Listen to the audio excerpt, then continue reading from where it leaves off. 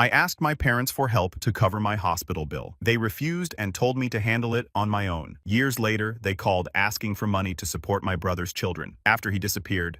I'm 31 male and haven't spoken to my parents in almost 6 years. Not a single word. No birthday calls, no holiday texts, no awkward run-ins at family gatherings because I stopped going to those too. Complete radio silence.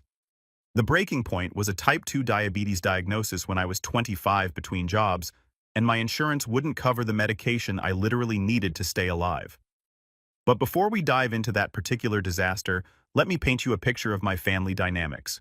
Because this whole situation makes way more sense when you understand the pattern. My parents, Richard and Patricia, are your stereotypical suburban middle-class couple who spent 30 years building what they considered a comfortable retirement. Dad worked in manufacturing management, climbed the ladder over decades, ended up making decent money. Mom did accounting for a regional hospital network, steady work with good benefits. They retired at 62 with a paid-off house in a nice neighborhood, 2 cars that were only a few years old, and enough retirement savings to take annual cruises without even blinking at the cost. They weren't struggling financially, not even close. They had that comfortable middle-class retirement where you can afford pretty much anything you want within reason. The kind of retirement most people dream about. No mortgage, no debt, pension coming in, 401k sitting there as backup. They were set. My older brother Wyatt is 39, 8 years older than me. That age gap meant we were never really close growing up. By the time I was starting middle school and actually developing a personality, he was already moved out and doing his own thing. We existed in the same family but lived basically separate lives. Growing up, I always felt like the practice kid. You know how some families have that dynamic where the first kid gets all the attention and the second one just kind of exists? That was us. Wyatt was the golden child who could do no wrong. Every milestone he hit was celebrated like he'd cured something major. Meanwhile, I could bring home straight A's and get a pat on the head and a "that's nice, dear." The favoritism was blatant, but nobody acknowledged it. When Wyatt needed money for anything, car repairs, rent assistance, whatever, my parents were there immediately with open checkbooks. When I needed help, suddenly it became a teaching moment about self-reliance and personal responsibility. I remember being 16 and needing $200 for a school trip. It was this educational thing all my friends were going. I'd been looking forward to it for months. My parents said no. Too expensive. They didn't see the value in it. I needed to learn that not everything in life gets handed to you. 2 weeks later, Wyatt asked for $800 to help with his security deposit on a new apartment. They gave it to him the same day. When I pointed out the inconsistency, Dad said it was different because Wyatt was an adult with adult responsibilities. I was just a kid asking for vacation money. That kind of thing happened constantly. Different standards, different rules, different everything depending on which son you were talking about. I learned pretty early that I couldn't rely on them for support. Everything I got, I had to earn or fight for myself. Fast forward to when I was 25. I'd been working at this tech startup for about a year and a half.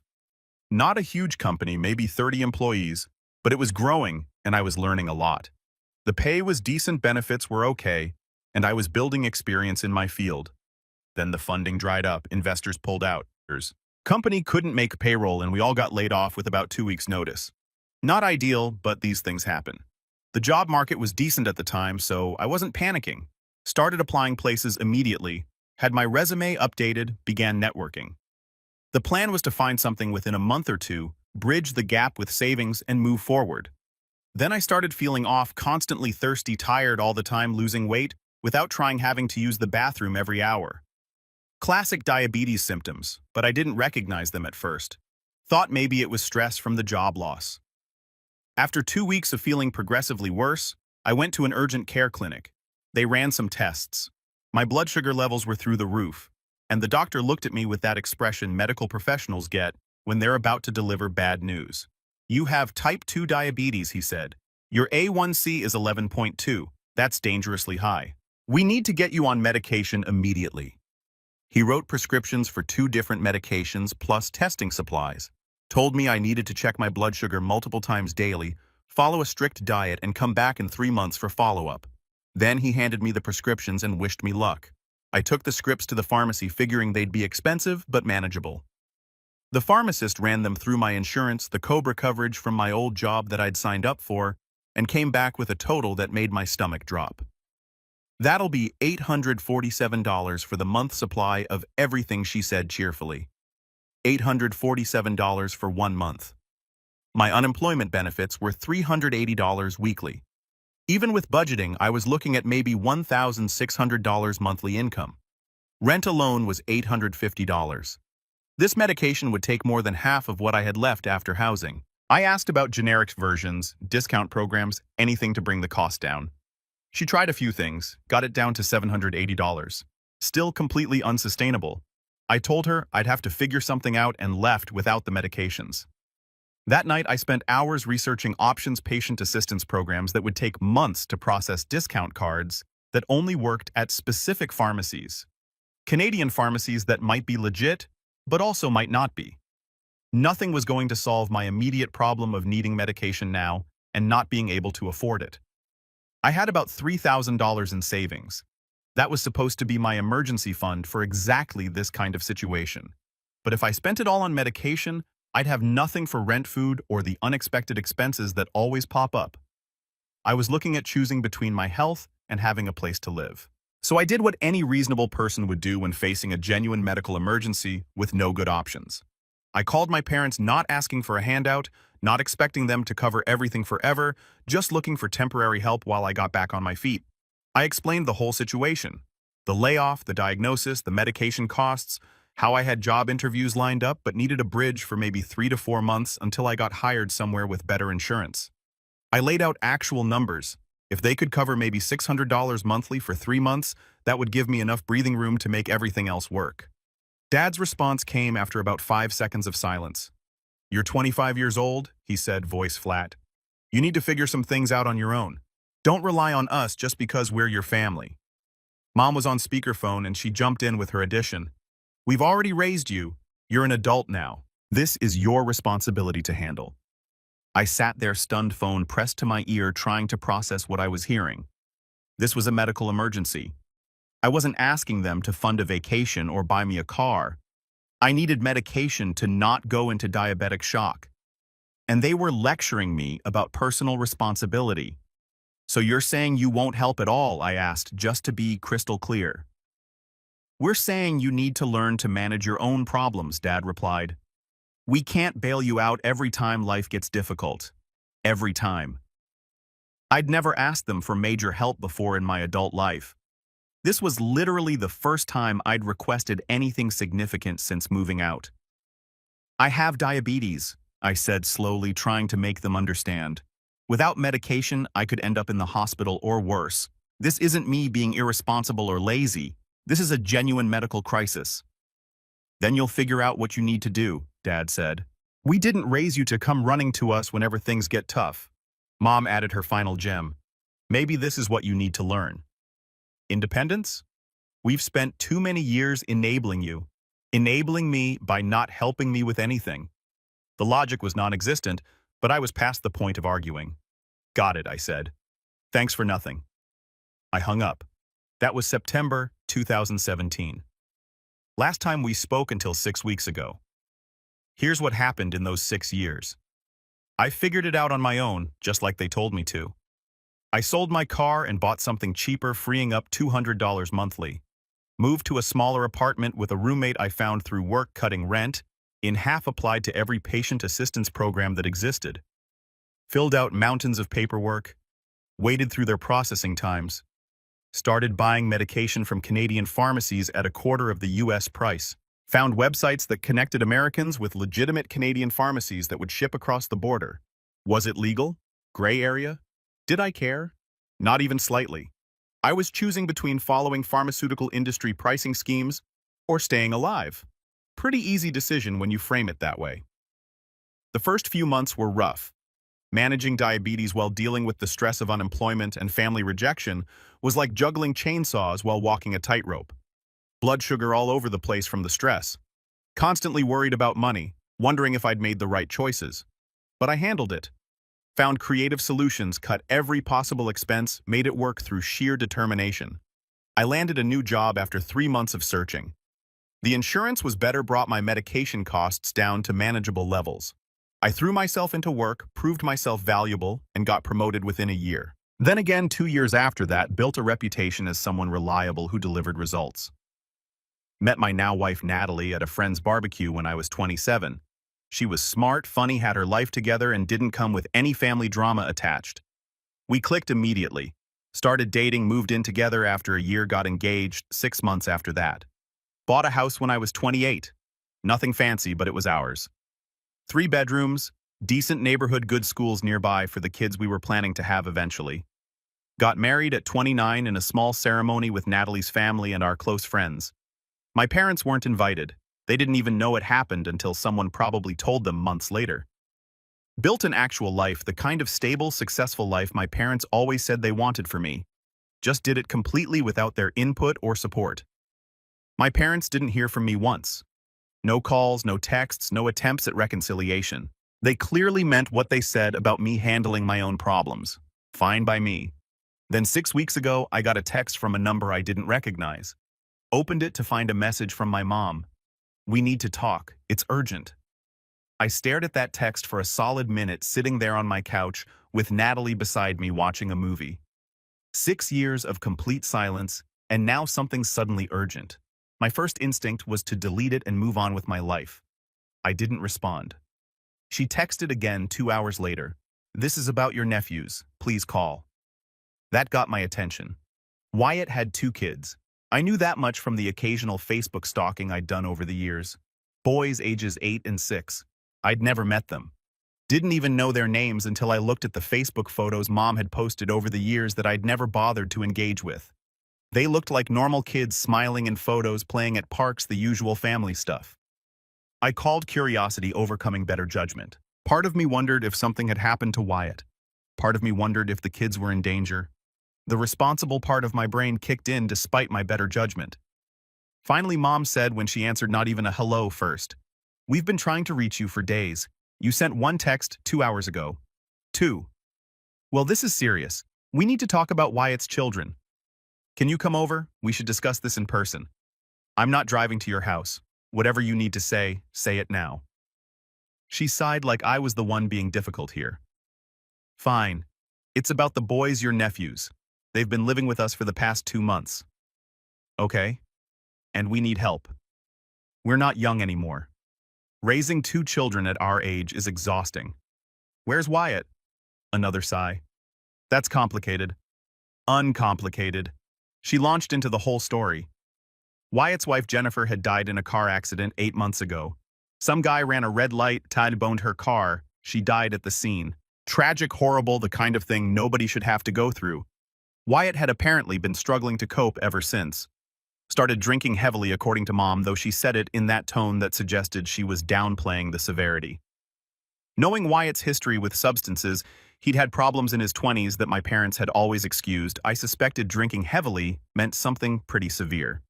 Then 2 months ago, Wyatt sent my parents an email, not a phone call, not an in-person conversation, an email. Said he needed time to figure things out, that he couldn't handle being a parent right now, that the boys were better off with their grandparents while he got his head together. And then he just disappeared. Stopped responding to calls and texts. My parents had no idea where he was. Could be staying with friends, could be in a motel somewhere, could be halfway across the country for all they knew. He'd essentially abandoned his kids via electronic communication and vanished. Classy move.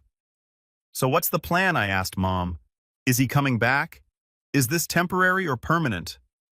"We don't know," she admitted. "He's not responding to us. His phone goes straight to voicemail. We've had the boys for 2 months now and we're drowning.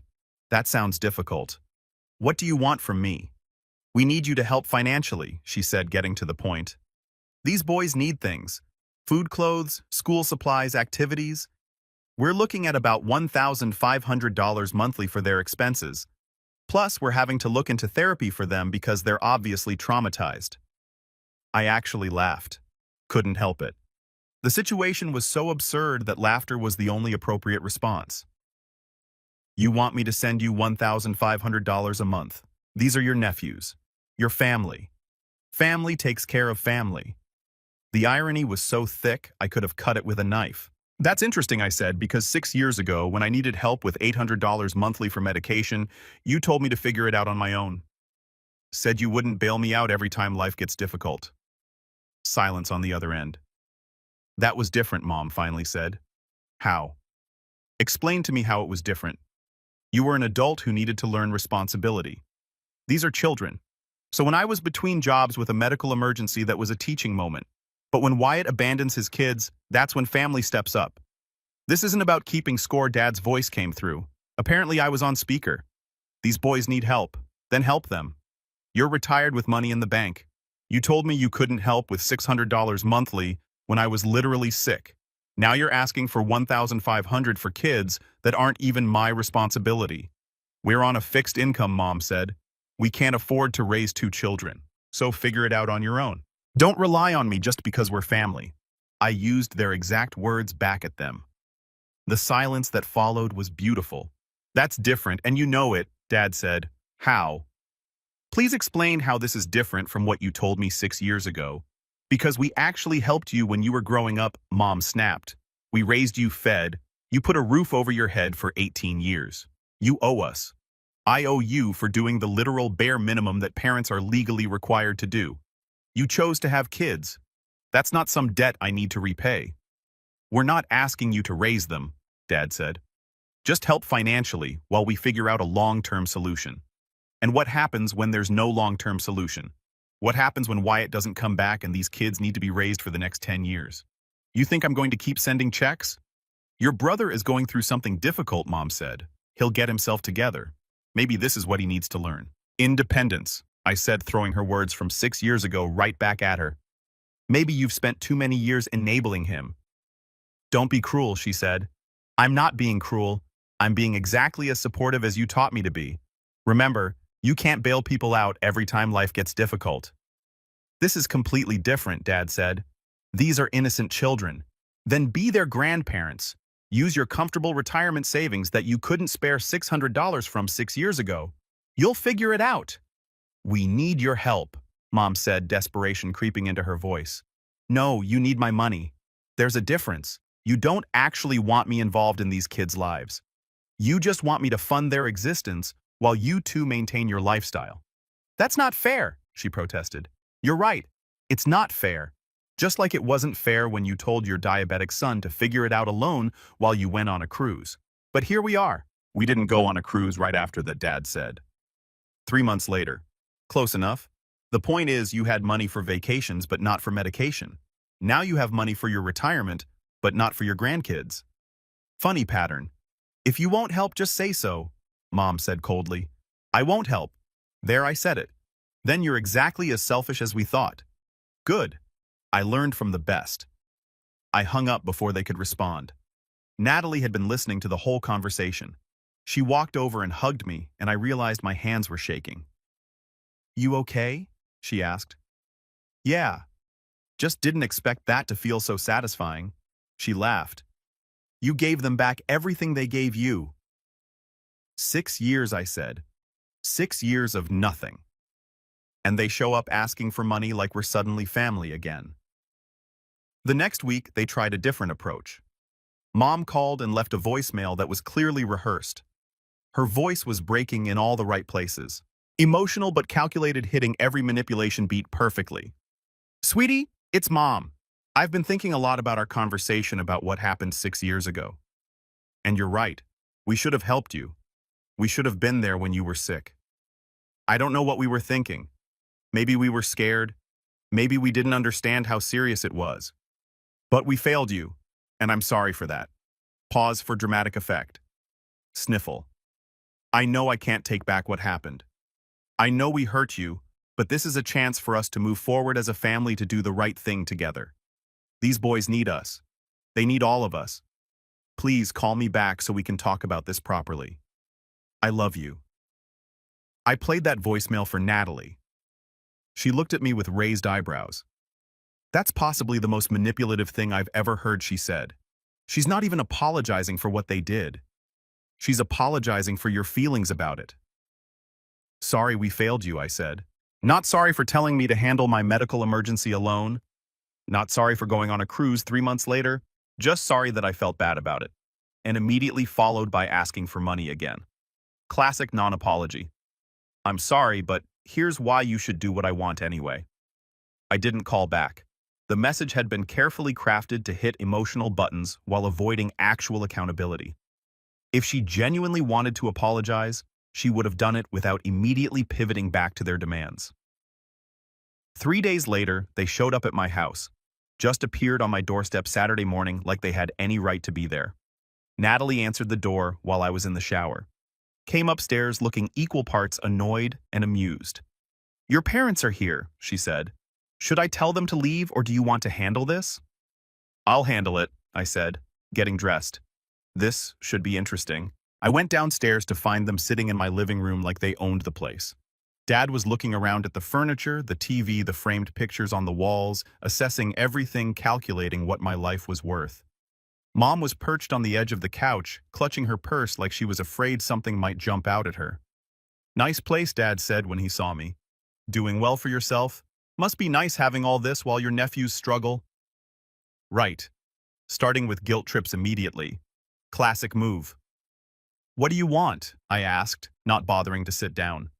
"We want to talk," Mom said. "Have an actual conversation instead of fighting over the phone. We drove an hour to get here. The least you can do is hear us out. There's nothing to talk about. I'm not giving you money. You could have saved the trip." "We're not just asking for money," Dad said, leaning forward. "We're asking you to step up for family. These boys are your nephews, whether you acknowledge them or not. They've lost their mother. Their father abandoned them. They need stability and support. And I'm your son, whether you acknowledge it or not. Didn't seem to matter 6 years ago when I needed stability and support." Mom's expression hardened. "You're really going to hold that over us forever. We made one mistake and you're going to punish us for the rest of our lives." "One mistake. You told your diabetic son to figure out his medical crisis alone. That wasn't a mistake. That was a choice. You chose your comfort over my health." "We made a mistake," she repeated. "We admit that. But you can't seriously compare helping with medication to raising 2 traumatized children. The situations aren't even remotely similar." "You're right. One situation involved $600 monthly for 3 months, $1,800 total. The other involves $1,500 monthly for years, potentially tens of thousands of dollars. The expensive one you want help with, the cheap one you couldn't be bothered." "Money isn't the point," Dad said. "Money is exactly the point. You have enough to raise these kids. You just don't want to spend your retirement savings on them. You want me to fund it so you can keep your lifestyle intact." "That's not true," Mom protested, but her voice lacked conviction. "Then use your own money. You're not broke. You're comfortable. You have savings, pensions, paid off assets. Prove me wrong." They couldn't. We all knew they had the resources. They just didn't want to use them. The silence stretched out heavy and uncomfortable.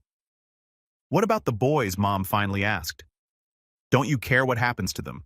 They're innocent in all of this. I care that they're in a bad situation. I don't think that situation is my responsibility to fix financially. Wyatt abandoned them. That's on him. You're their grandparents who spent years enabling his behavior. That's on you. I'm their uncle they've never met because you cut me out of your lives. That's not on me. Family is family," Dad said. "You're right. And when your family member had a medical emergency, you told him to handle it alone. Told him he needed to learn responsibility. Told him you wouldn't bail him out just because life got difficult. When your other family member spent his entire adult life making bad decisions. You enabled every single one, gave him money whenever he asked, made excuses for his failures, and now you're shocked that he turned out to be someone who abandons his kids via email. We did the best we could with both of you," Mom said. "No. You did the best for Wyatt and told me to figure it out. Different standards, different rules, same pattern my whole life." We went back and forth like this for another 20 minutes. Every angle they tried, I shut down. Every guilt trip I redirected with their own logic from 6 years ago. Every attempt to paint me as the bad guy got flipped back onto them. Dad tried the practical approach. These boys will remember who was there for them and who wasn't. You're building resentment that will last forever. Like the resentment I built when you told me to figure out my medical crisis alone. That kind of lasting resentment. Mom tried the emotional manipulation. We're getting older. We won't be around forever. You'll regret this when we're gone. You know what? I'll actually regret not standing up for myself 6 years ago. Not calling you out on your selective support. Not recognizing sooner that you only consider me family when you need something. Dad stood up, clearly frustrated. This conversation is going nowhere. You've made your decision. You're choosing to abandon these children. I'm choosing not to enable Wyatt's irresponsibility with my money. Same way you chose not to enable my medical needs with yours. Full circle. Eventually they realized they weren't getting anywhere and left. Mom stood up, gathered her purse, looked around my house one more time like she was cataloging everything she could use against me later. As they walked to the door, she turned around one final time. "You've changed," she said, voice cold. "You used to be such a sweet boy. So kind and caring, I don't even recognize you anymore." Yeah, well, life changes people, especially when your parents tell you to figure out life-threatening medical issues on your own. Turns out that kind of abandonment really builds character. We didn't abandon you. You told your diabetic son with no insurance that you wouldn't help with medication costs because he needed to learn responsibility. What would you call that? She didn't have an answer. They left, and I watched them drive away from my window. Natalie came and stood beside me. "That was intense," she said. "That was necessary. They needed to understand that I'm not going to fold just because they show up and demand things. Do you think they'll keep trying? Probably. People like them don't accept no easily. They're used to getting what they want through guilt and manipulation." I was right. That was 2 weeks ago. Since then, I've gotten texts from extended family members I barely know. Aunts and uncles who haven't spoken to me in years suddenly have very strong opinions about my obligations. Cousins I met maybe twice at childhood birthday parties are lecturing me about family values. The messages follow predictable patterns. Those poor boys need help. How can you be so heartless? Your parents raised you and this is how you repay them. Family takes care of family. Nobody asks why my parents with a comfortable retirement and paid-off house need financial help from their son. Nobody questions why Wyatt abandoned his children or where he disappeared to. Nobody wonders why I went 6 years without contact with my family or what might have caused that. Just blanket assumption that I'm the bad guy. One aunt sent me a multi-paragraph text about how blood is thicker than water and how I should be the bigger person. I didn't respond. Another uncle called me, directly left a voicemail about how disappointed my grandparents would be if they were still alive to see me turn my back on family. That one almost made me laugh. My grandparents always liked Wyatt better too. Pattern recognition isn't that hard. The most aggressive messages came from my mom's sister. 5 texts in one day, each one more guilt-trippy than the last. Started with gentle persuasion, ended with accusations that I was selfish and cruel. Told me I'd regret this when my parents died, and I had to live with knowing I abandoned them in their time of need. I blocked her number after that one. Not worth the energy to engage. I've been getting messages about my inheritance too. Apparently my parents told multiple people they're removing me from their will, making sure the whole extended family knows I'm being punished financially for my refusal to comply. Then their lawyer called, not my parents directly. They sent their lawyer to deliver the message like I was being served with legal papers or something. "This is Attorney Stevens calling on behalf of Richard and Patricia," he said. "Very formal and professional. I'm calling to inform you that my clients have made changes to their estate planning documents." "Okay?" I said, genuinely curious where this was going. "You've been removed as a beneficiary from their will. They wanted me to inform you officially of this change." I had to suppress a laugh. This was supposed to devastate me. This was their big power move. Tell my parents that if they want to hurt me, they'll have to try much harder than that. What inheritance? They've been telling me for weeks that they're so broke they can't afford to raise 2 kids without my financial help. They're on a fixed income and can't manage the expenses. So either they're lying about their financial situation to manipulate me into giving them money, or there's not much to inherit anyway. Can't have it both ways. The lawyer was quiet for a moment. "I'm just conveying their message, sir. Message received and acknowledged. They're broke enough to need $1,500 monthly from me, but rich enough to threaten me with inheritance removal." Got it. That makes perfect sense. Is there anything else you'd like me to convey to them? Sure. Tell them that people who actually have significant estates to pass on don't usually need to beg their children for money to raise their grandkids. The math doesn't add up, but I'm sure they'll figure that out eventually. The lawyer sounded genuinely uncomfortable. I'll pass that along. You do that. Have a nice day. I hung up feeling oddly satisfied. They'd played what they thought was a trump card, threatening to disinherit me, and it had zero effect. The lawyer probably reported back that I didn't care at all, which must have been confusing for them. People who threaten inheritance removal expect fear or begging. They got logic and indifference instead. After that call, we had complete radio silence for about a week. Then, my parents apparently shifted strategies to passive-aggressive social media warfare. Things started appearing on Facebook that were clearly directed at me, even though I wasn't tagged.